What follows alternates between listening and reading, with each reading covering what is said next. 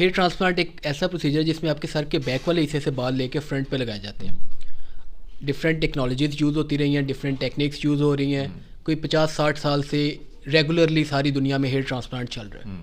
अगर हेड से कम निकल सकते हो तो हम बियर्ड के, दाढ़ी के यूज़ कर सकते हैं, चेस्ट के यूज़ कर सकते हैं बाल। ये टोटल के 6 से 8 घंटे का प्रोसीजर है ऑन एवरेज। लेकिन सबसे अच्छी बात यह है कि मरीज़ होश में है, बातचीत कर रहा है, हमारे साथ एक इंटरेक्शन कर रहा होता है। 8,000 से आप कह लेंगे स्टार्ट हो जाता है। और फिर मैक्सिमम कहाँ तक जाता है? मैक्सिमम तो डिपेंड करता है आपने कितने फॉलिकल्स या रूट्स निकालने हैं, तो लाखों में 2-3 लाख तक जा सकता है। अस्सलाम वालेकुम नाजरीन, मैं हूं आपका मेज़बान अली हमज़ा और आप देख रहे हैं मेरा यूट्यूब चैनल। नाजरीन, आप लोगों ने देखा होगा कि आजकल हर शख्स हेयर ट्रांसप्लांट कराए फिरता है, जिसको आपने अरसा एक गंजेपन में देखा होगा और आप अचानक उसको देखते हैं कि वो भरपूर बालों के साथ सर लेके घूम फिर रहा होता है। इस सारे प्रोसीजर को कितना कि ये महंगा है और इस सारे प्रोसीजर के क्या साइड इफ़ेक्ट्स हैं और कितने अरसे में आपके बाल नए उग आते हैं और इस सारे प्रोसीजर में क्या क्या जो हैं कबाहतें होती हैं। मेरे साथ इस वक्त मौजूद हैं हेयर ट्रांसप्लांट सर्जन जो कि अमेरिका से डिग्री लेके आए हुए हैं और अभी तक 5,000 से ज़ायद जो हेयर ट्रांसप्लांट सर्जरी कर चुके हैं। इन्हीं से जानते हैं कि ये सारा मामला है क्या और कितनी देर में आप जो है अपने दोबारा हेयर्स जो हैं सर पे उगा सकते हैं। अस्सलाम वालेकुम। जी वालेकुम सलाम। डॉक्टर साहब कैसे हैं आप? अल्लाह का शुक्र, ठीक ठाक। आप सुनाइए? अल्हम्दुलिल्लाह। डॉक्टर साहब सबसे पहले ये बताएं कि ये पूरा प्रोसीजर है क्या, क्योंकि हमने बहुत से सोशल मीडिया पे देखा कि जिन लोगों ने हेयर ट्रांसप्लांट कराए वो बाद में परेशान नजर आए कि यार कुछ स्कार्स हो गए, कुछ साइड इफ़ेक्ट्स हो गए। तो ये सारा प्रोसीजर है क्या और इसमें साइड इफ़ेक्ट्स क्या क्या हैं? बिल्कुल ठीक है। हेयर ट्रांसप्लांट इज़ एक नेचुरल प्रोसीजर है, ठीक है। जैसे डिफरेंट जगहों पे हम ट्रांसप्लांट करते थे, हेयर ट्रांसप्लांट एक ऐसा प्रोसीजर जिसमें आपके सर के बैक वाले हिस्से से बाल लेके फ्रंट पे लगाए जाते हैं। डिफरेंट टेक्नोलॉजीज़ यूज़ होती रही हैं, डिफरेंट टेक्निक्स यूज़ हो रही हैं।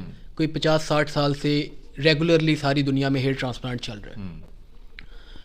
इट्स सेल्फ एक प्रोसीजर है, तो जिसमें हमें एक प्रॉपर क्वालिफाइड बंदे के पास जाकर ट्रांसप्लांट करवाना चाहिए। जैसे आपने बात की साइड इफ़ेक्ट्स होते हैं, वो तब होते हैं जब आप किसी नॉन प्रोफेशनल, नॉन क्वालिफाइड बंदे के पास जाते हैं। नहीं, कोई नॉन प्रोफेशनल या नॉन क्वालिफाइड बंदा भी हेयर ट्रांसप्लांट कर सकता है? बिल्कुल बिल्कुल। ये लोग देख देख के बहुत काम कर रहे हैं मार्केट में। ये बहुत ज़्यादा क्वैकरी जिसे आप कह सकते हैं वो बहुत ज़्यादा है। तो आप हमेशा सर्च करके अमेरिकन बोर्ड क्वालिफाइड डॉक्टर या एटलीस्ट प्लास्टिक सर्जन और डर्माटोलॉजिस्ट, इनके पास आप जाएं ताकि आपको एक अच्छी सर्विसेज मिल सकें। अच्छा, मुझे बताएं कि आपने शुरू में जिक्र किया कि आप जो सर के बैक वाले हिस्से से बाल लेते हैं, अगर एक शख्स से बाल ही नहीं है तो फिर उसके क्या डिफरेंट बॉडी पार्ट से भी बाल लिए जा सकते हैं? देखें जी, हमारे पास मुख्तलिफ ऑप्शन होती हैं। जब कोई मरीज़ हमारे पास ट्रांसप्लांट के लिए आते हैं, हम उसको एक इनिशियल असेसमेंट करते हैं, देखते हैं कि उसका कितने बाल लॉस हो चुके हैं, उसकी रिक्वायरमेंट क्या है और कितने हम निकाल सकते हैं हेड से। अगर हेड से कम निकल सकते हो तो हम बियर्ड के, दाढ़ी के यूज़ कर सकते हैं, चेस्ट के यूज़ कर सकते हैं बाल।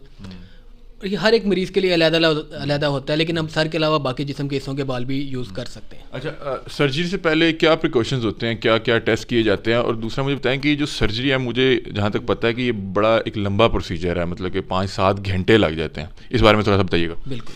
अच्छा, जब भी कभी कोई मरीज़ हमारे पास ट्रांसप्लांट के लिए आता है तो हम सबसे पहले उसके एक इनिशियल एवेल्यूएशन करते हैं कि कितना उसका हेयर लॉस है और कितनी इसकी रिक्वायरमेंट है। बेसिक चीज़ तो ये है ना। और फिर सबसे उससे ज़्यादा इंपॉर्टेंट बात यह है कि ट्रांसप्लांट में क्या रिजल्ट उस मरीज़ में आ सकता है, क्योंकि हम हेयर ट्रांसप्लांट कभी भी एक ट्रांसप्लांट प्रोसीजर फुल सर्जरी नहीं होती, ठीक है। आपको हमेशा 2 से 3 सर्जरी साल 1.5 साल के गैप से करनी पड़ती हैं एक अच्छे लुक के लिए, ठीक है।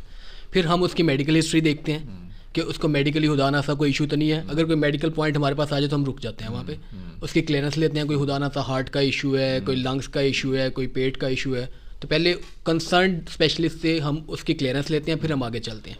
सर्जरी की ड्यूरेशन नहीं आपने बताई? मैं उसी तरफ आ रहा हूँ। अच्छा, फिर उसके बाद हमारे पास यह है कि हम ब्लड टेस्ट करवाते हैं, इसमें इसके हेपेटाइटिस के टेस्ट करवाने और सारी चीज़ें। सर्जरी हमारे पास होती है लोकल एनेस्थीसिया में, जिसे सुन करके करना कहते हैं। ये टोटल के 6 से 8 घंटे का प्रोसीजर है ऑन एवरेज। लेकिन सबसे अच्छी बात यह है कि मरीज़ होश में है, बातचीत कर रहा है, हमारे साथ एक इंटरेक्शन कर रहा होता है, he is very comfortable, almost painless होता है प्रोसीजर। इसको इम्प्लांट किया जाता है क्या सिरिंज के साथ? बिल्कुल। पहले हम बाल लेते हैं हेड के पीछे से। लेने के 2 तरीके हैं, या तो हम एक एक बाल करके निकालते हैं या पीछे से पट्टी निकालते हैं, या लेटेस्ट ये है कि दोनों का कम्बिनेशन भी हम करते हैं, जिसको हाइब्रिड हेयर ट्रांसप्लांट कहते हैं, जिसमें हमारे पास बड़ी यूनिक स्पेशलाइजेशन है हाइब्रिड हेयर ट्रांसप्लांट की। जब वो बाल निकल आते हैं हम उनको काउंट करते हैं, फिर उसके अकॉर्डिंगली एक एक बाल के लिए हम प्रिक करते हैं, हेड पे सुराख करते हैं। बिल्कुल माइक्रो नीडल्स होती हैं। एक सुराख कितने सुराख करते होंगे अगर पूरे? जैसे एक एवरेज सेशन हमारे पास 3,000 से 4,000 या 3,500 फॉलिकल्स का होता है। हर एक बाल के लिए अलग अलग प्रिक होता है, जिसमें उसका किस एंगल पे निकलना है स्किन से, किस डायरेक्शन में निकलना है और क्या घनापन होगा। अच्छा। वो सब डिसाइड होता है। फिर उसके बाद एक एक बाल जो है माइक्रो इंजेक्टर से या फोर्सेप्स से लगता है। तो ये सारे प्रोसीजर में कुछ 6 से 8 घंटे लग जाते हैं आपके। और उसके बाद क्या मरीज़ को क्या क्या एहतियात करना पड़ता है? बिल्कुल, जब ट्रांसप्लांट हो जाता है तो हम उसको 5 to 7 डेज़ के लिए antibiotic, pain killer, anti swelling medicine देते हैं, जो एक रूटीन प्रोसीजर का पार्ट है। मैंने देखा कि हेड सूज भी जाता है, स्वेल हो जाता है, फेस भी स्वेल हो जाता है। बिल्कुल। कोई भी हम प्रोसीजर करें तो उसके शॉर्ट टर्म साइड इफ़ेक्ट्स हो सकते हैं, लॉन्ग टर्म भी हो सकते हैं। शॉर्ट टर्म में स्वेलिंग है कि अगर हम 10 लोगों का ट्रांसप्लांट कर रहे हैं तो 2 में चांसेस हैं कि स्वेलिंग हो सकती है। कुछ देर के लिए, कुछ दिनों के लिए, 3-4 दिन के लिए हो सकती है। और अच्छी बात है कि उसके लिए भी मेडिसिन अवेलेबल है, तो स्वेलिंग होती नहीं है, या हो तो बहुत मिनिमल सी होती है। उसके बाद मतलब कि मुझे किसी ने बताया कि ये दोबारा जब हेयर्स आते हैं एक बार गिरते हैं और फिर ठीक से आते हैं। बिल्कुल। जो हम बाल इम्प्लांट करते हैं ना, वो पहले 3 महीने में मेजॉरिटी लोगों में गिर जाते हैं। मतलब अगर हमने 100 लोगों का ट्रांसप्लांट किया तो 95-96 में गिरेंगे वो। सही। उसके बाद 3 महीने के बाद से उसकी ग्रोथ शुरू होती है। 6-7 महीने में पेशेंट को एक अच्छी लुक मिलती है, उसका कॉन्फिडेंस लेवल रीगेन होता है, और साल सवा साल तक एक फुल मैच्योर ग्रोथ आती है। एक बड़े नामवर एक्टर हैं, उन्होंने कोई हेयर ट्रांसप्लांट कराया और उसके बाद उन्होंने सोशल मीडिया पर बताया कि यार मेरे तो सर का इन्होंने बुरा हाल कर दिया और उनको कोई इन्फेक्शन भी हो गया था। वो क्या मामला था? बिल्कुल, जैसे हमने अभी शुरू में बात की कि जी आपको एक प्रॉपर क्वालिफाइड बंदे से करवाना चाहिए, किसी क्वैक के पास या नॉन प्रोफेशनल के पास नहीं जाना चाहिए।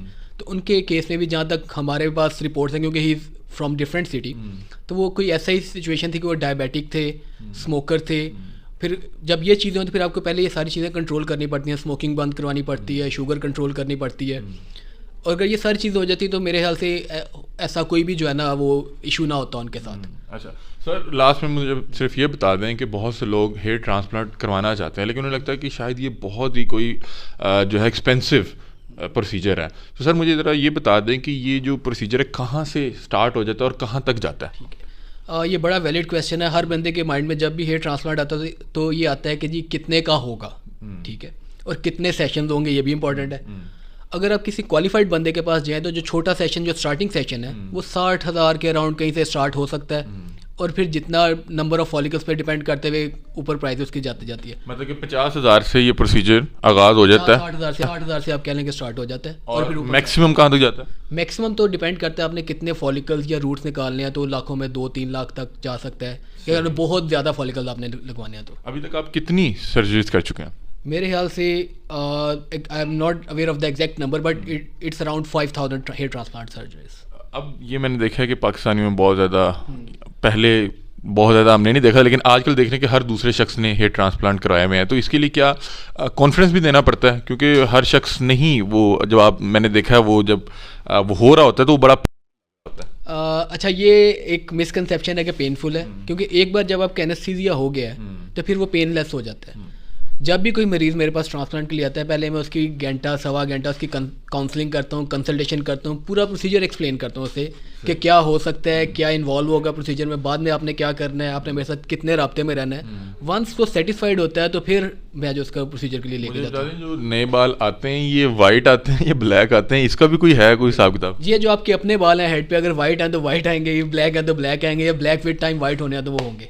बहुत शुक्रिया जी। तो नाज़रीन, डॉक्टर बुरहान साहब हमारे साथ मौजूद थे और हमने इनसे तमाम वो मुमकिन सवालात किए जो एक आम व्यूअर और एक आम शहरी के जहन में हो सकते हैं, जो भी ट्रांसप्लांट करवाना चाहता है या जो भी पोटेंशियल जो है कस्टमर है हेयर ट्रांसप्लांट का।